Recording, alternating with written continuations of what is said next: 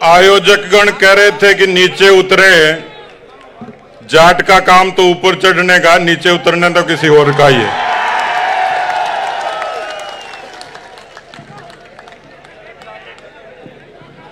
अभी ये पूरी दुनिया को पता लग गया कि राजस्थान की राजधानी में विद्याधर नगर में जाटों का कोई महाकुंभ है, लेकिन मुझे ये पता लगा कि हेलीकॉप्टर उड़ाने वाला भी कोई जाट ही है, क्योंकि हेलीकॉप्टर वाला जाट नहीं होता तो ये तंबू ऐसे नहीं हिलते। उसको काम तो दिया था फूल बरसाने का, या टेंट हिला के ही चला गया। ये काम जाट ही कर सकता है।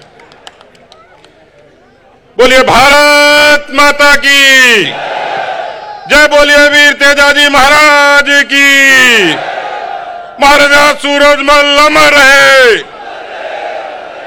महाराजा सूरजमल अमर रहे, सरदार भगत सिंह अमर रहे।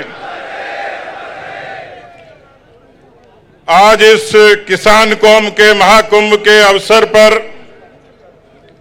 मंच पर विराजमान परम पूज्य संत शक्ति,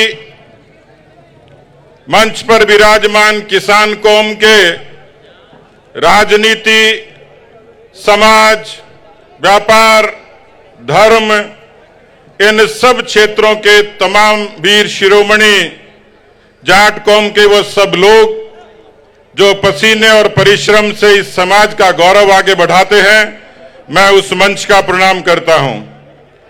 मेरे सामने बहुत बड़ी संख्या में इस कौम की माताएं, बहनें, बेटियों, सम्मानित बुजुर्गों और नौजवान भाइयों, देरी बहुत हो गई और कोई भी समाज और राजनीति को मंच हुए तो जो को बोलनियो वक्ता हुए बने एक सहूलियत हुए, तो मारी तरह एक नेता हो, नेताजी आपको भाषण शुरू करो,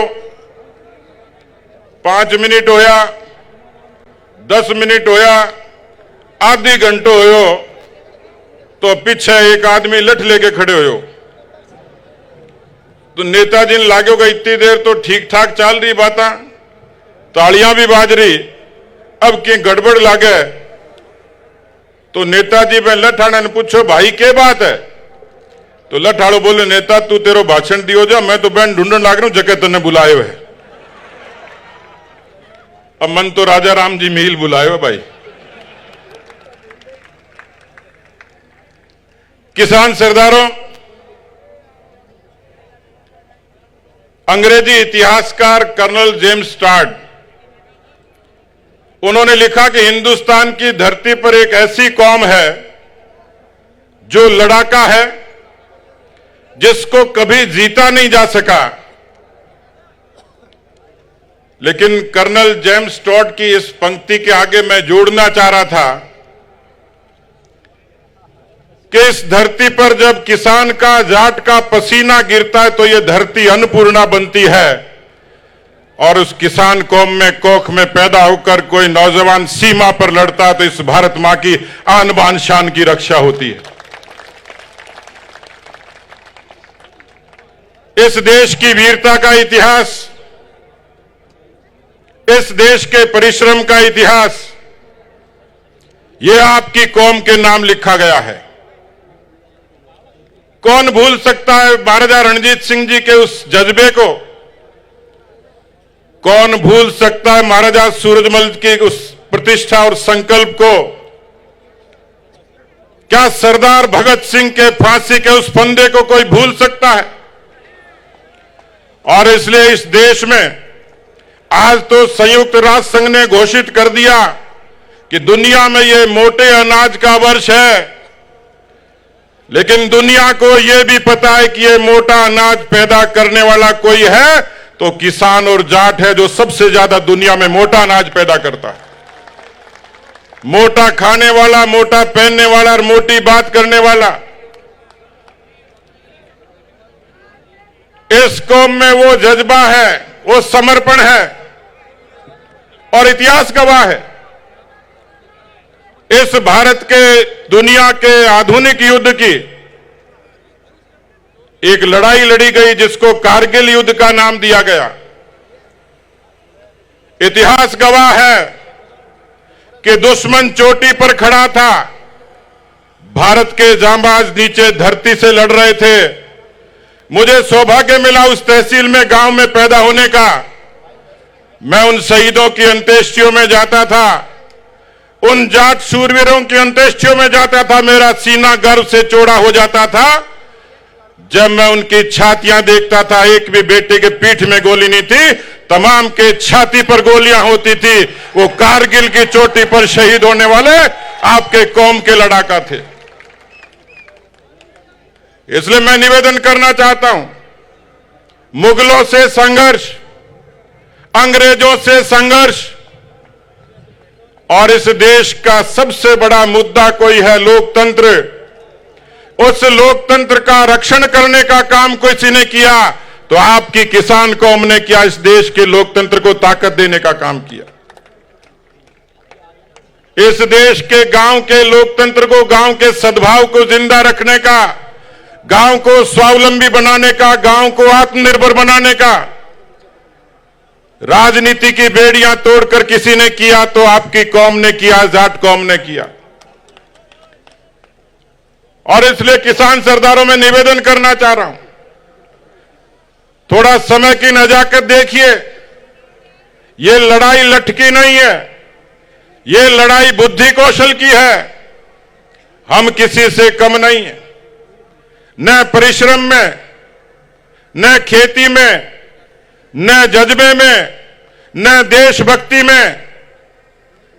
और मैं इसलिए निवेदन करने के लिए आपके बीच में आया हूं, आप इतना ही समझ लीजिए, मैं तो चूरू जिले के एक छोटे से किसान के घर में पैदा हुआ हूं और पिछले 35 वर्षों से राजनीति में हूं। मेरी मां ने मुझे संस्कार दिए, मेरे माता पिता ने संस्कार दिए, मेरे पुरखों ने संस्कार दिए। मैं भी स्वतंत्रता सेनानी परिवार से आता हूं। मैंने वो सब देखा जो एक गरीब व्यक्ति देखता है। भूख देखा, अपमान देखा, तिरस्कार देखा, विरोध देखा, संघर्ष देखा। और जब पहली बार रेलगाड़ी से जयपुर की धरती पर उतरा तो यथा समुद्र देखकर मन में यह कल्पना आई थी कि शायद इस शहर में मेरी जगह नहीं है। मैं उस शहर और गांव की मानसिकता से भी लड़ा, लेकिन किसान के परिश्रम की, किसान के मेहनत की और किसान के ईमानदारी की ताकत क्या होती है, आज मैं दुनिया की सबसे बड़ी पार्टी के सबसे बड़े प्रदेश का अध्यक्ष बना हूं तो ये तमाम किसान कौम की उस मेहनत का, उस आशीर्वाद का परिणाम।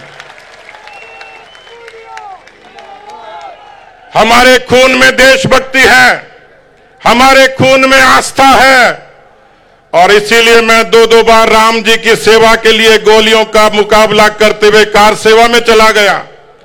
हम तिरंगे को प्यार करते इसलिए मैं कश्मीर की घाटी पर चला गया। 7 दिन सेंट्रल जेल में रहा। मैंने ये जज्बा पाया तो मेरी कौम के खून से पाया है, उनके आशीर्वाद और संस्कारों से पाया है। और इसलिए किसान सरदारों, नौजवान भाइयों, समय की नजाकत को समझिएगा।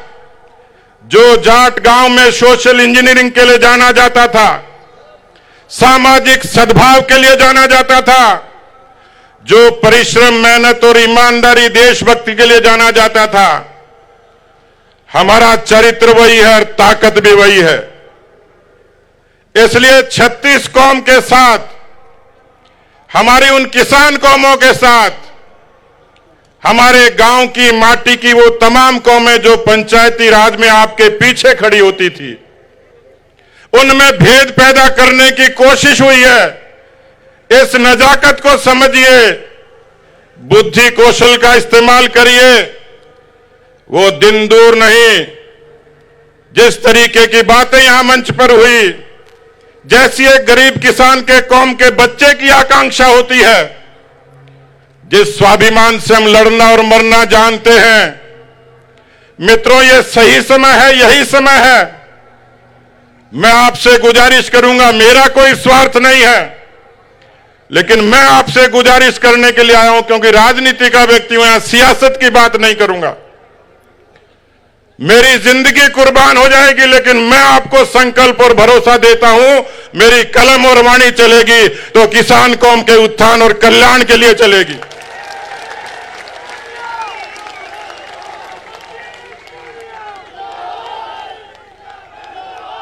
इसलिए मैं आपसे निवेदन करने के लिए आया हूं। समय बदल गया। बड़ी खुशी होती है कि एक बेटी, एक बहन, एक नौजवान गांव में संघर्ष करता है, नौकरी के सपने देखता है, कितना उसको तकलीफ होती है। लेकिन मैं आप लोगों को निवेदन करना चाहता हूं, मैं आप सब लोगों को यह निवेदन करना चाह रहा हूं, यह खुशी तब होती है कि जब हमारी बेटियां फाइटर प्लेन उड़ाती हैं और पूरी दुनिया में आपका नाम रोशन करती हैं। हमारे यहां कहा जाता है, हालांकि आप सब लोगों ने कुरीतियों से भी संघर्ष किया है, आप सब लोगों ने नवाचार को भी अपनाया है, लेकिन अभी भी समाज में जो कुरीतियां उनको ठोकर मारिए। हमारे यहां कहा जाता है कि जब एक बेटी पढ़ती है, एक बेटी बढ़ती है, दो घरों को संस्कारित करती है। किसान कौम की मातृशक्ति ने ही वही करामात की है, अपनी कौख से ऐसी प्रतिभाएं पैदा की हैं। मैं अपनी बात को खत्म करूंगा। मैं 2019 में लंदन गया पहली बार। मिसकम्युनिकेशन हुआ, मुझे लेने के लिए जो आने वाले थे वो पहुंच नहीं पाए। मैं विदेश की धरती पर पहली बार गया, मुझे घबराहट भी थी। इतने में से मैंने एक देखा कि एक नौजवान एक गुलदस्ता लेके मेरी तरफ बढ़ा। उसने अपना परिचय दिया, गुलदस्ता दिया, ये कहा कि लंदन में आपका स्वागत है। मैंने कहा भाई कौन हो? वो झुंझुनू जिले का जाट था जो किसी एमएनसी में नौकरी करता था, जिसने मुझे वहां स्वीकार किया। हम किसी से कम नहीं है, इसलिए आपके बारे में कवि ने कहा है, जब हम उछलते हैं तो आसमां उछलता है, जब हम उछलते हैं तो आसमां उछलता है, जब हम मचलते हैं तो तूफान मचल उठते हैं। हमें बदलने की कोशिश न कर जमाने, जब हम बदलते हैं तो इतिहास बदल उठते हैं। मित्रों, छोटी बातों से ऊपर उठकर किसी गरीब के लोक कल्याण के लिए उठिए, उसको सहारा दीजिए, उसको संबल दीजिए, दूसरी कौमों से भी सीखिए। मैं इतना ही निवेदन करूंगा कि ये सदी आपका इंतजार कर रही है। हम सब लोग मिलकर एक ताकत बनकर इस समाज और देश में अपनी प्रतिष्ठा को, कौम के सम्मान को आगे बढ़ाएंगे। बहुत बहुत धन्यवाद। जय हिंद, जय भारत।